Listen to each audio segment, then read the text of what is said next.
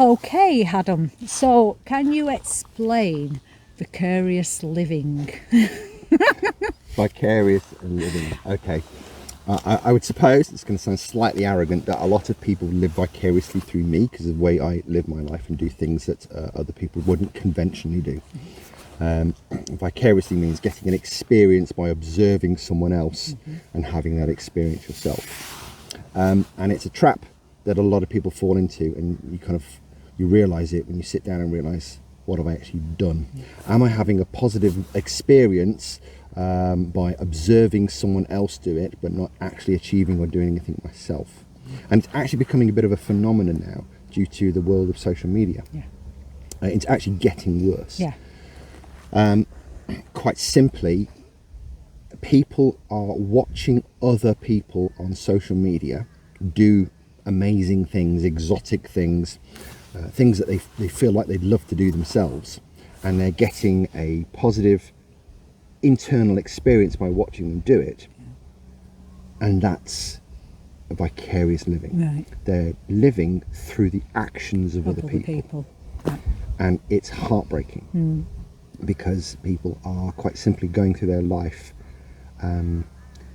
getting things in a third person effect rather than engaging with it and doing it themselves. To the extent that there's even a phenomenon now where people are going out and buying all the kind of apparatus and accoutrements that would be for a particular activity. So you could say that they buy all the cooking implements. They go, I've got the great kitchen, the fantastic hob, the wonderful chef's knives and the great chopping board, but all they do is watch cooking shows.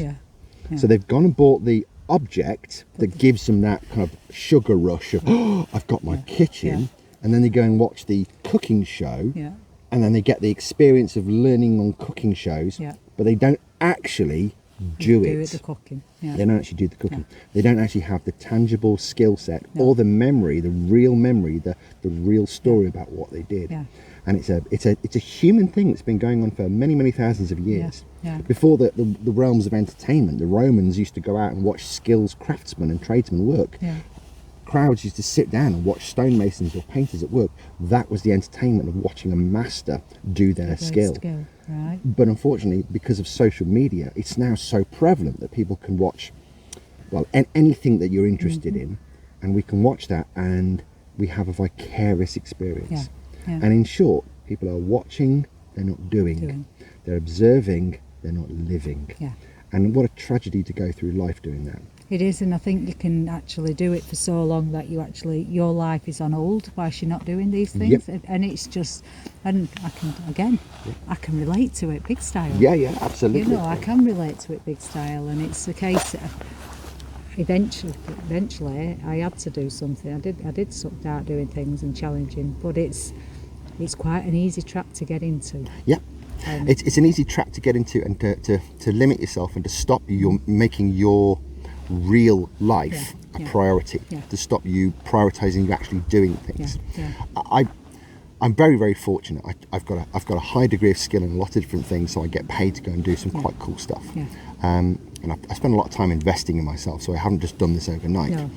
But I hear a lot of people saying, and I wish I could do that. I wish I could do that with you. Well, there's a simple way to do that, isn't there? You learn how to do it, and you can come with me and do this kind of stuff. But people don't prioritise their own joy and their own learning, and I mean real tangible joy through experience as opposed to observational joy, like watching a film. I've sat in situations where people have said, "Oh, I had this actual conversation with a guy. I had an absolutely fabulous day out with you. It had to be caving. I had this fabulous day out with you caving." He says that was one of the best days ever. And I had my phone on me, and I went, okay. And I just Googled it up, and I put it on my phone, pulled my diary up, and I said, "Do you realise that was 7 years ago?" My gosh. And the guy went, "What?" I said, yeah, you did it on this date. I can't remember what it was, 2014 or something like that. So you did it 7 years ago. And he kind of stopped dead, and I said, "It was so good that you've not done it in 7 years. What have you done?" I said, "Have you moved house?" He went, "No." I said, "Have you got the same job?" He went, "Yeah." I said, "You've got the same job, and you've not moved house. So those are the two things that take up so much of our time." Have you got married? No, you haven't got married. So you've done nothing life-changingly big in 7 years, and people will go through life living vicariously, and I hear it all the time. I love looking at your photos, I love looking at your videos, I think they're absolutely fantastic, the places you go to are brilliant. But you've said to me, I know people who are connected on social media that have been saying to me for 10 years, I really must come and do a course with you. Yeah. I really must come and do a course with you. Yeah. I'm just like, 10 years. And it's the thing is as well, it's that and time does fly. Like I said, that guy for 7 years, that's 7 years, and like I said, mine was a lot longer than 7 years if I think about it. But it's that, what are you going to tell as you come to your deathbed? What stories are you going to be able to tell? Yeah. Are you going to be able to tell people about the great things you've had, or are you going to be able to say, well, I actually watched Adam do this, and Adam do that? Exactly. Do you know what I mean? And I watched a really good chap on Facebook do really good things. Did you actually do anything, Grandad? No. What about you, Grandma? Did you anything? No. But we saw lots of films of other people doing stuff. Yeah, and we heard these stories. So we heard that these people did really good things and saw these really amazing things. I've often considered putting a very, very, very simple flow chart together. Yeah. But really, it should be that the mantra should be, put it in the diary. Yeah. Put it in the diary. Yeah. If you're looking at something that you want to do, skiing, skydiving, going to the opera, whatever, you think, I really want to do that. Yeah. It should be, do I want to do it? Yes or no. If it's no, well, just stop talking about it. Do I really want to do it? Next thing is, can I afford to do it? You shouldn't be taking things out of your really, really primary budget to go and fund things that are not primary. So can I still pay the mortgage, still pay the bills, still feed the kids, that kind of stuff. So can I actually afford it? Do I want to do it? Can I actually afford it? Can I logistically put the time in to do this? So it's basically, do I want to, can I afford it, have I got the time? Because those are the three biggies. Yeah, the other thing is about to do with the can you afford it though. You can actually find other ways to afford it, i.e. you can get it as gifts, and you can get it as gifts. That's a really good point. Rather than can I afford it, how can I afford it? How can I afford it? Some people are living on the breadline. Some people don't have any extrainable cash. That's absolutely understandable. And that's, like I said, and that is understandable. But like I said, there are ways. If you want to do something, you can find a way of doing it. Yeah, absolutely. But it's about, and I'm not saying you go and do anything wrong, but you can ask. We all know that when gifts are bought, that sometimes they are not the gifts what we really want. So actually having that conversation with family members and saying, this is what I want. Yeah, I really want to go and do this thing. This is the thing I really want to do. Yeah. And can you just put 50 quid to it for me? That'd be absolutely awesome.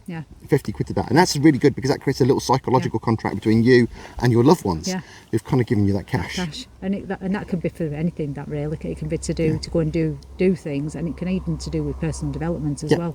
Whichever way you do it, it's a case of you want to change something in your life, then you get the gift to be able to go and do that. Do I want to do it? Can I find the time to do it? How can I afford this? And after you've ticked those three boxes and you looked after all the other logistics in your life, which, let's face it, time and money and desire cover most of it. If it's not in the diary within 48 hours, stop talking about it. That's it. Get stuff done. Put it in the diary. You might have to put a pin in it and go, that's a goal for 3 or 4 years time. But I know people that have waited 6 or 7 years to get everything ready to do stuff, but they've constantly made adjustments in their life to get where they want to do. If you want to do it, you'll find a way. Way of doing it. That too many people live vicariously and they don't put it in the diary. And I think that brings us on to another discussion, so we're going to have a chat. Cool.